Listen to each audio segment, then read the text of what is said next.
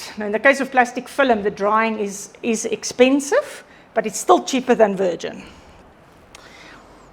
Make these little pellets and we can sell it again. Where does it go? Because we're doing so much flexible packaging, obviously a lot of it goes back into flexible packaging. So every single retailer bag currently, they're competing against each other, whose bag can stink the most. So I'm telling them, why are you buying this stink recycled? He said, so the consumer can know it's recycled. Because it doesn't actually have to stink. But so they using 100% recycled, so that's sitting in that flexible packaging. So once you've used it, it goes back to landfills, go back to Rudy or whoever else is recycling it, then it's back in the chain. Clothing and footwear, that's the PET bottles mainly. Agricultural, that's also the plastic bag and the bottles going in there. That's your irrigation pipe predominantly. We just had a competition where a rotomolded tank was entered, made 100% from polyethylene film. I'm not sure I'll get it for my garden, but the fact is we start looking at those products. So how are we different in South Africa? If you look at PET or Unilever has just launched now the Sunlight Liquid, and on the front it says, you can feel good because it's 100% recycled PET. So the retailers and brand owners says, this is great, we're having brownie points. But that demand must pull through all the way. Me and you is not necessarily recycling because it's the right thing to make. Yeah, maybe me and you, but not the recycler. He's doing it for money. But he's only doing it if there's a demand. So that pull action is quite critical. How many of you have companies, manufacturing companies? Oh, they're all academia. There's Mr. P. And it's important that in your raw material stock that you actually say, where can we use recycled material? Being it wood or glass or plastic, it doesn't matter. Because that way you encourage that circular economy. And there's a whole lot of things around end markets. So yeah, wonderful, Annabe, to tell us all this, but why do we see this on the beaches? Why is that there? So I think this is just my question. What do we as consumers in South Africa do with our waste? And I've added this slide actually for an old ladies forum at a church the other day. And they looked at it and they said to me, we never thought about that. So I put mine on the pavement. That's not mine because I recycle. I definitely don't have so much. But Wednesday morning, I can put it on the pavement. Hopefully, Pick It Up will come and collect it and take it to a well-managed landfill. And we know there's not many well-managed landfills in South Africa. Or if Pick It Up didn't come and I don't like it, I can drive around the corner and dump it in the open plot. If I live in a squatter's camp or a backyarder or next to the river, I don't have any of that. So what do I do with it? Chuck it over the bush. And on the other side of the bush, there's a river that takes it nicely to the beach. So I don't have to worry. Or I can just chuck it out of my car window. And I'm sure we've seen a lot of that. So it's easy for us here to say, let's solve the plastic problem, but those are the 4 blocks we need to solve. If we don't have a fine for people littering, I haven't been to Singapore, but I believe you go to jail. Okay, here we don't even go to jail if you murder someone. So how are we going to do that thing? I mean, you heard of that UCT student this morning. He's not even in jail, and if admitted, he showed the people where the murdering site is. Okay, different story. 12% of people in living metropolitan, that's official stats South Africa. Gauteng, the hub of this country, it's 19% that doesn't have access to waste bins inside Gauteng, where me and you live. And all your Pretoria people, how many from Pretoria? Hey, all your newspapers carry the hennep spruit and the rubbish there every time it rains. If it rains every day, there won't be because it will just go. 64%, we said that many times. How come the waste picker is not picking it up? And I just took bottle caps. So is the bottle caps lying on my pavement, and there's a bin, and the waste picker moves to the next bin. Why is he not picking up the caps in between? Because he needs to bend down 375 times for 1 kilogram. and he's going to get R2 for that. Will you do it? Not even if I don't have bread to eat. So we mustn't have the bottle cap littered on the pavement. It must be in the system. Okay, I'm preaching again. Sudhakar gave you all of this, so I don't have to worry too much about. And now one just honest opinion. How many of you think biodegradable is fantastic? How come? Because it will disappear. No, there is a future, very much so. We must just be very sure where it ends up. But people generally would say, but there won't be litter. And I think we've answered that question already. It's not going to solve litter. It's going to the answer to all our problems. We won't have plastic in the sea. We won't have plastic on the beaches.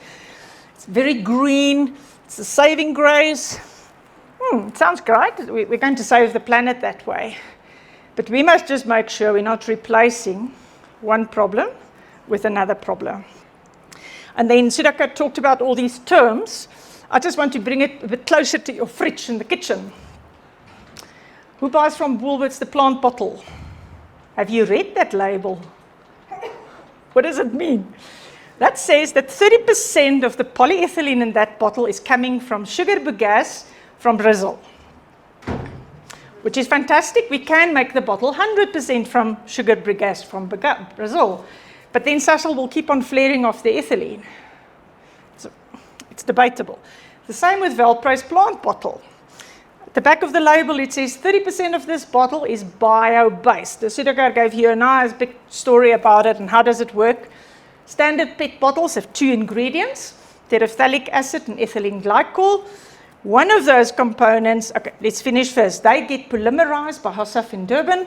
Hossaf sells it to the Boxmoor in Harrismith making the bottles, and Velpro put the water in Heidelberg, and then we can drink it. The plant bottle says that ethylene glycol part is coming from sugar. But we still make ethylene glycol. The finished product is exactly the same chemistry. So if you buy Sasco flour or Bakumu flour, the scones, my mother will disagree, but the scones taste the same. So if you buy gas ethylene or you use Sasol ethylene, the bottle is the same. So in this thing, and Sudhakar used the same thing, this plant bottle would sit on this side. It's not biodegradable, but it's plant-based.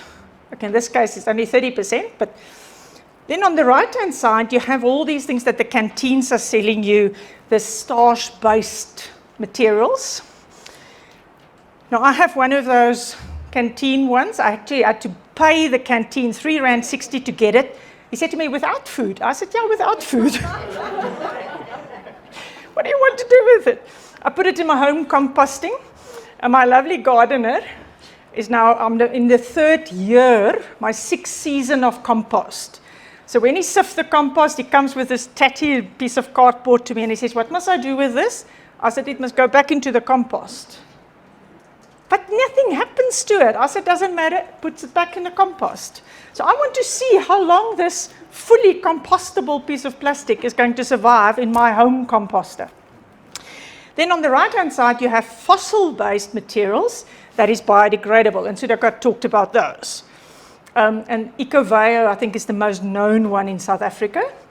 And then on the left-hand side, you have the ordinary everyday plastics. So just to give you a picture of that. What is the challenge that we as an industry see around biodegradable? And Sudhakar mentioned it, is false claims. What does the consumer do with it? And I'll touch on that briefly. Does it degrade in landfills and oceans? And you saw his bag. Does it address circular economy? Does it solve litter? And I think by now you have answers for most of those. I was at the Sustainability Week in Pretoria earlier this year, June, July. And the conference bags was these bags. And I was late like normal. So there's this queue of people going in. So I very quickly look at what is written at the top there. So it says no more plastic. Do not recycle with plastic. Non-toxic, plastic-free, compostable, biodegradable, recycle with paper. But it has a number 7 for plastic. It says it's compostable. I don't know what that thing means. And it has that little thing. the lady in front of me says, "Whoa, this is great. They've made progress." I said, "Yeah, I'm glad you say so. Why are you saying so?" "Oh, so," I said, "this is a compostable bag." I said, "Good. What are you going to do with it tonight?" And she looks at me, "I'll put it in my bin." So what must the consumer do? If we don't tell the consumer, this must go into your composting stream, there is no worth, we destroyed all that effort that gone into it. I've been in Italy now, because as we know, bioplastics is huge in Italy, and I went to northern Italy specifically to visit the Novamont plant, to look at their composting, to look at their food waste. If you live in Milan, you have 7 bins. So we looked at houses and we looked at flats, because most people live in blocks of flats. They have a waste manager for that block of flats. There's 15 flats, and there's a waste manager that knocks on your door and says, "Give me your compostables, because it's Tuesday. We're putting out compostables, general and paper this morning." The next day it's compostables, plastic, and this one. So every day you put out 3 bins, but different things. Your kitchen waste is every day. That was just one of them that have more than 3 bins on a day. Then we visited these composting plants where the rubbish comes in, your kitchen waste, in a nice shopping bag that's compostable. It gets to you, blah, blah, blah. And yeah, that's just to get the smell away. And that's the rubbish that they can't use. And there's now the compost. The municipality give you the bin and pay for the truck that collects the kitchen waste. They pay for the truck to take it to the composter. The composting plant gets subsidized per ton of waste they're taking. The farmer gets subsidized to go and buy from the composting plant. And you're telling me that's a viable economic option? No ways. But it is an option, I 100% agree, but we need to find a different way of dealing with this. So yeah, if I live in this township, I don't have a composting facility, and you can come and fetch my kitchen waste every day, but where am I going to put it in, and where is it going? So for me, it reads pretty much like a horror movie. Okay, so what can we do? We have to create more markets for recyclate, because that creates that demand thing that we said works in South Africa. SAPRO have these competitions where every 2 years they honor or acknowledge people turning waste into products. And this was just a couple of last years. This was this year. And what was interesting for me was the emphasis on so-called impossible to recycle materials, where there's actually now products made from those materials. Your contaminated tray that you bought your chicken in Joburg is now a plant that will take that happily off your hands, mix it with concrete for insulated concrete blocks. It's not new, the technology is ancient, but we used to do it with virgin polymer, now it's recycled. Separation at source, most of you are doing that, so I don't have to preach. We need to jack up that smell in the bags and everything else around that. We need to make it cheaper. Government says we're not paying the waste picker enough. But the waste picker picks it up, he sells it to another one, sells it to another one, sells it to another one. By the time it gets to the recycler, it costs a fortune. Despite that, it's still profitable to do it. Little, but there's a profit. We have this pact that I spoke to you about already. We also have an initiative driven by the Consumer Goods Council that says just making products recyclable is not going to work. We need to find solutions of getting the stuff off the pavement. And they have working groups around infrastructure, innovation and technology. Now you've collected all those toothpicks or toothpicks wrappers. What are we going to do with it? The whole thing around bioplastics, and we say great, but we need to find a separate waste stream for that. We need to tell the consumer what to do with it. We need to find composting facilities. Education, I think that's self-explanatory. So will all of this help us to get to a zero waste situation? Why is my Gogo not showing his head? We're supposed to do like this? Okay, but the answer is no. So what else? Okay, there's a thingy here. How do I kill it? That's why my Gogo is not showing his head. Oh, it's working. So what else do we need to do? We need to say, we really need to take hands, and this is what these initiatives are saying to do. So let me get a bit closer to home to where you are. What can you do? Do you buy local? My Spar, I just like Clover milk because I know it gets recycled lots. This long life milk, when last have you looked at the box? Product of Poland. Across the board. Spar, Pick n Pay, Checkers, product of Poland. What is the carbon footprint of that milk? I was looking for chicken societies over the weekend. I said I can't afford a choppy anymore.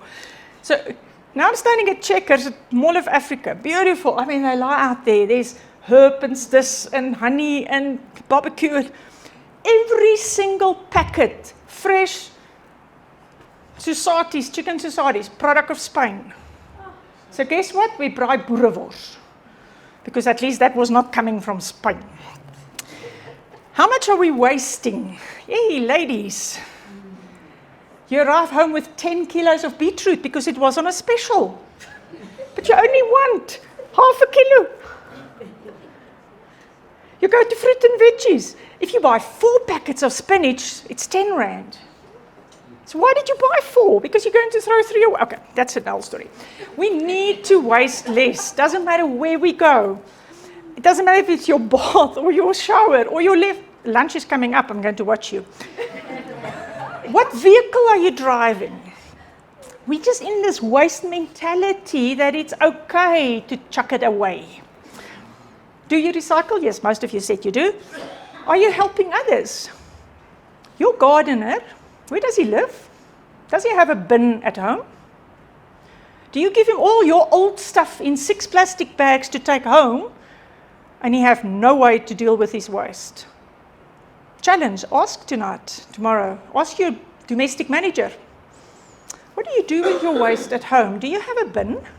If not, ask them to bring it to your place, because at least you have a bin. So it's not going to end up in the henhops, it will at least end up on the landfill. Slightly better, not ideal, but slightly better.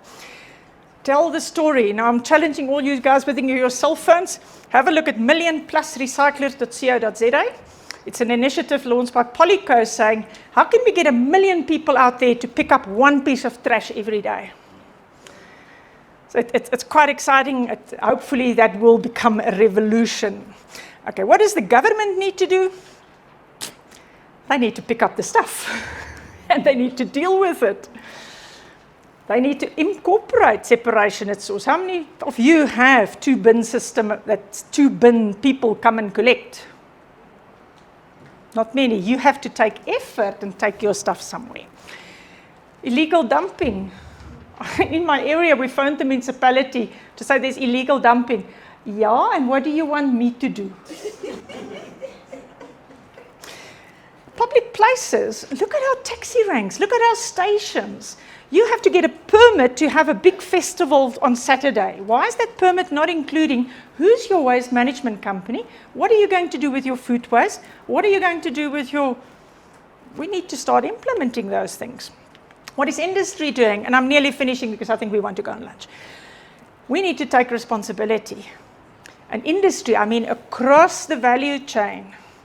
From Pick n Pay selling the thing, but Clover putting it on the shelf, plus the dairy farmer and everyone else. If it's not my fault, it doesn't mean it's not my problem. And I think we need to start looking at that, each of us, and see how do we deal with that. We need to create more markets. We spoke about that. We need to design for recyclability. That's what the pact is encouraging. We need to look at other recycling. Plastic timber is one of them. We need to look at bricks and paving blocks. We need to look at the roads. We need to look at energy. There are solutions, but it's costing because we have the system that someone picks it up, sell it, sell it, sell it, sell it. By then it's too expensive to make anything else by it than raw material. And we need to cut those chains much shorter. So all of us, and the organizer says, you have to give a slide with your final points. So by the way, this is my slide with my final points. So each of us in this whole South Africa, and we love it. Maybe I should have put Siya Kolisi up there. We need to stand together and we need to find solutions because it's not going to fall in our laps. Bioplastics is one aspect, but we need to find many, many others.